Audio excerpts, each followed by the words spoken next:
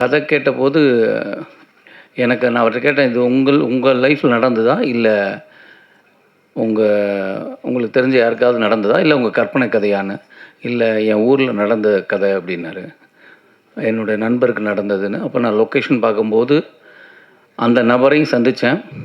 இது ஒருத்தரை சார்ந்து இல்ல. மொத்தம் அங்க ஒரு 3, 4 பேர சந்திச்சோம்.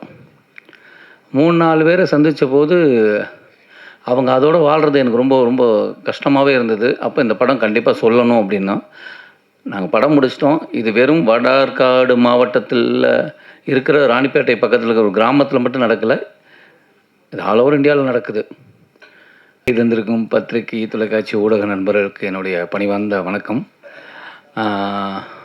ஃபர்ஸ்ட்டு நன்றி வந்து, இந்த படத்தில நான் நடிக்கிறதுக்கு முதல் காரணம் வந்து டைரக்டர் அன்பழகன்.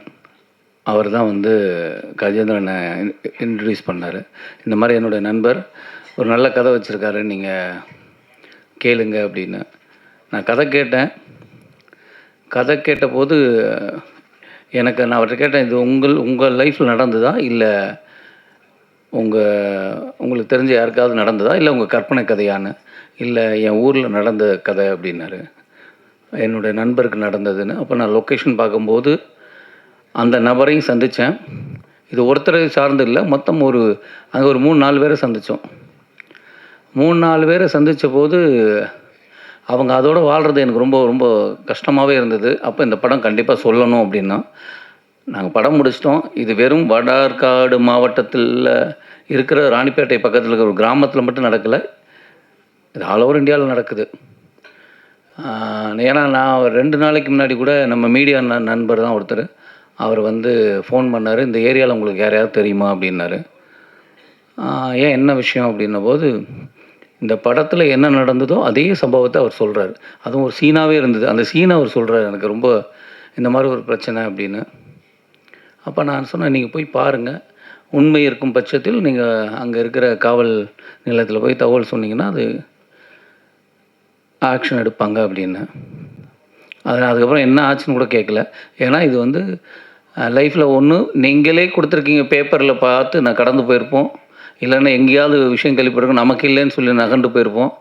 ஆனா, இது வெறும் படிக்காத பாமர மக்கள் மட்டும் இல்ல. படித்தவங்களும் இதில பாதிக்கப்பட்டிருக்காங்கன்னு ஒரு விஷயம் இருக்கு. அதனால இந்த படம் வந்து அவசியமா சொல்ல வேண்டிய ஒரு கதையா இருந்தது. அப்படிதான் இந்த படம் வந்தது. ரொம்ப ரொம்ப சந்தோஷம். இந்த படம் நடிச்சதில எனக்கு ரொம்ப சந்தோஷம். இந்த படத்தில வந்து அருள்தாஸ் அண்ணா, அவர் ஒரு நல்ல ஒரு ரோல் பண்ணியிருக்காங்க. அப்புறம் வந்து மாறன், முக்கியமா சொல்ல வேண்டியது மாறன். அவர் அப்ப தான் ஜே.பேபி படம் பார்த்தேன். பார்த்துட்டு ரொம்ப எமோஷனல் ஆச்சு. நானும் மாறனும் ஒண்ணா வந்து ஸ்டூடண்ட் நம்பர் 1 படத்தில வந்து ஃப்ரெண்டா பண்ணியிருந்தோம். அதுக்கப்புறம் நான் அவர ஃபோன்ல 2, 3 டைம் பேசியிருக்கேன். இந்த ஜே.பேபி படம் பார்த்ததுக்கப்புறம் தான் எனக்கு ரொம்ப ஒரு மாரி ஆயிடுச்சு. அவர்ட்ட பேசினேன். அப்ப நான் சொன்னேன், "நம்ம 2 பேரும் சேர்ந்து ஒரு கூட பயணிக்கிற மாரி ஒரு நல்ல கதை இருந்தா நம்ம பண்ணலான்னு." அப்ப கேட்ட கதை இது. அப்ப இந்த கதையில ஒரு சின்ன கதாபாத்திரம் மாறன் இருந்தா நல்லாயிருக்கும் அப்படின்னா, அப்ப அவங்க வந்து அவர் சொன்னாரு, "இல்ல பட்ஜெட்டு" அப்படின்னா, "நீங்க மாறன்ட்ட பேசுங்க. கதை பிடிச்சா எல்லா நடிகர்களும் வந்து அ பணத்த அதுக்கு அடுத்த படமா பார்ப்பாங்க. நீங்க சொல்லுங்கன்னேன்." மாறன் கதை கேட்டு பிடிச்சது. அவரு சம்பளத்துக்கும் அதே இதுக்கு ஒத்துக்கிட்டாரு. வந்து நாங்க பேசி ஒரு சில விஷயங்கள்லாம் அங்க ரொம்ப பிரமாதமா நடந்திருக்கு. மாறன் வந்து ஜெயபேபி மாரி இதுலயும் அவர் எவ்வளோ காமெடி பண்றாரோ, அதே நேரம் நம்மள கலங்கவும் வச்சுருவாரு. ரொம்ப பிரமாதமா பண்ணியிருக்காரு. அதனால மாறன் அண்ணாக்கு வந்து இந்த டயத்துல நான் இன்னைக்கு வரலைல்ல? அவருக்கு நன்றிய தெரிவிச்சுக்கிறேன். ஏன்னா நான் சொன்ன உடனே வந்தாருங்கிறது ரொம்ப சந்தோஷம். அப்படி ஏன்னா இந்த படத்துக்கு ரொம்ப தேவை. அது ஒரு முக்கியமானது. அப்புறம் ரக்ஷனா வந்து ஆக்சுவலா இந்த கதை கேட்டாச்சு. ஒரு குழந்தைக்கு அம்மா.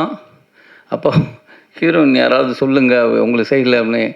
எனக்கு தெரியல. நீங்க பாருங்க யாரும் நாங்க வேற எல்லாம் பேசிட்டு இருந்தோம். திடீர்னு இவர் வந்து சொல்றாரு, "இந்த பொண்ணு எப்படி இருக்கும்?" அப்படின்னு. "ஏங்க அது ஸ்கூல் படங்க. அது சின்ன பொண்ணு. அது எப்படிங்க?" அப்படின்னு. "இல்ல, இல்ல. நீங்க நேரா பார்த்தீங்கன்னா தெரியும். நீங்க நேரா பார்த்தீங்க." "இல்ல, இல்ல. எனக்கு தோணுது." அப்படின்னாரு. அப்போ லொக்கேஷன் அவங்க ஒத்துக்கிட்டாங்களா அப்படின்னு. "இல்ல சொல்லியிருக்கேன்." அப்படின்னாரு. எனக்கு ரொம்ப ஆச்சரியம். ஏன்னா அவங்க ரொம்ப சின்ன பொண்ணு. அவங்க வந்து இந்த பையனுக்கு அம்மாவா ஒத்துக்கிட்டதே பெரிய விஷயம். ஆனா அவங்க ரொம்ப கிளவர். எப்படின்னா, அந்த கேள்வி யாரும் கேட்கவே மாட்றாங்கன்னா, அவங்களே அந்த கேள்விய கேட்டு பதில் சொல்லிடுறாங்க. ரொம்ப க்ளீனா வந்து 2வது படத்திலேயே நான் தாயா நடிக்கிறது அப்படின்னு யாராவது கேட்பீங்க.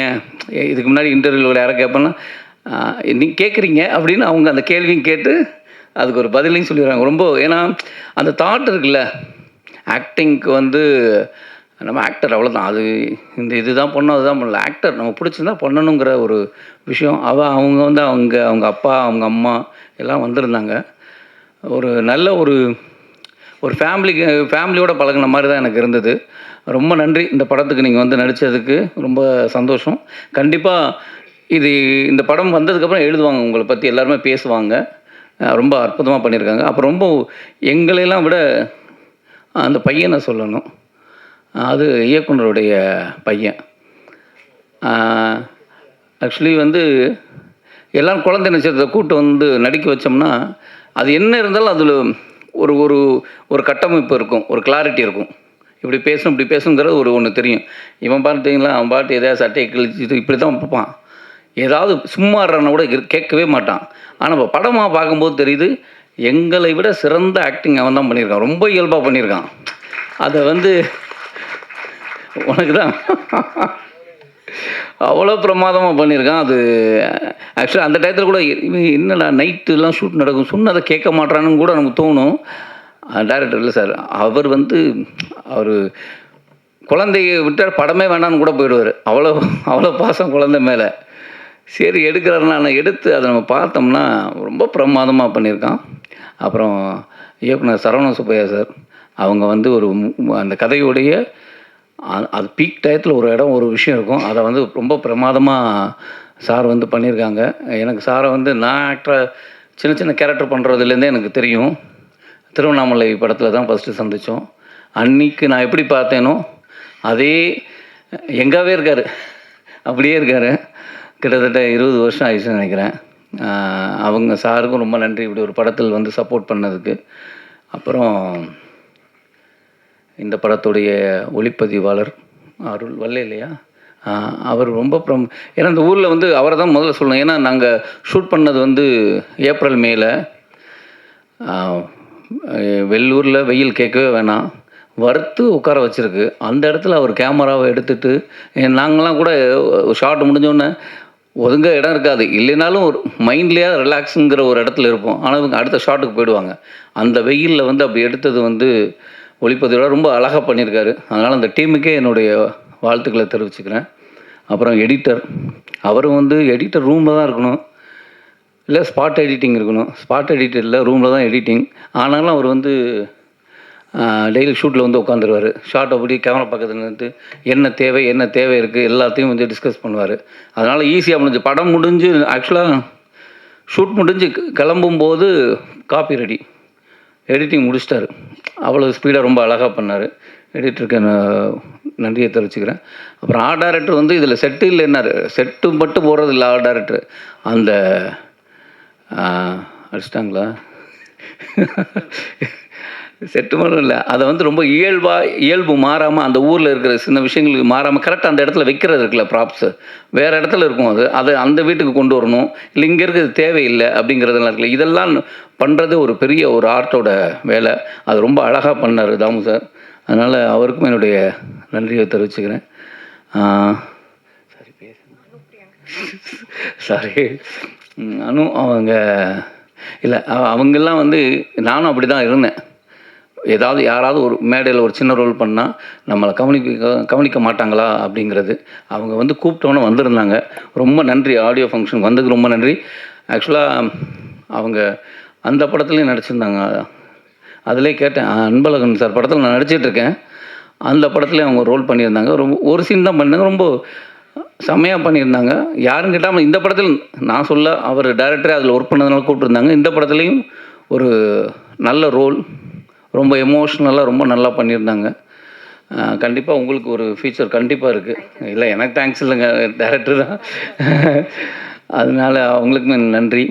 அப்புறம் இந்த விழாவின் நாயகன் எங்கள் இசையமைப்பாளர் ரொம்ப பிரமாதமான. ஏன்னா ஆக்சுவலாக என்றாவது ஒரு நாள் வந்து தலைவர் பிச்சு எடுத்திருப்பார்.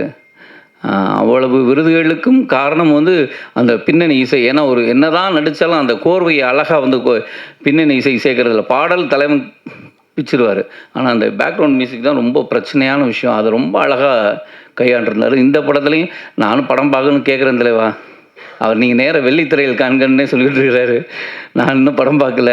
ஆனால் எனக்கு தலைவர் மேலே ஒரு நம்பிக்கை. ஏன்னா இதில் வந்து ஒரு டீசர்னு ஒரே ஷாட் ஒன்று பண்ணியிருப்போம், சும்மா நடந்து வரதை. அது வந்து அந்த ஷார்ட்டை பார்த்துட்டு 1000 பேர் அதுக்கு எனக்கு ஃபோன் பண்ணிக்கிட்டே இருக்காங்க, மெசேஜ் பண்ணிகிட்ருக்காங்க, ரொம்ப கதையே சொல்கிறாங்க. அப்போ அது சொல்கிறதுக்கு ஒரு காரணம்னா தலைவருடைய பேக்ரவுண்ட் மியூசிக், அதில் போட்ட ஒரு சின்ன விஷயங்கள்.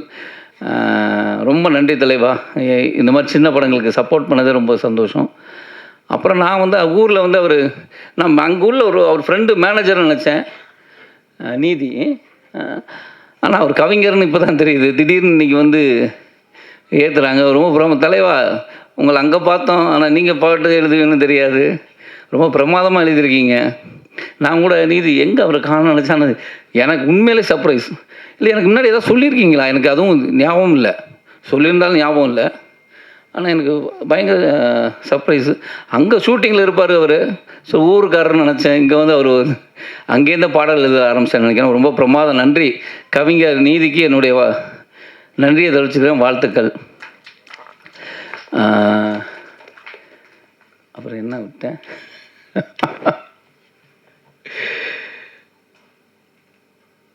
அதுதான் தலைவர் தான் விட்டார். இந்த ஏங்க உங்களை விட்டுட்டேங்க.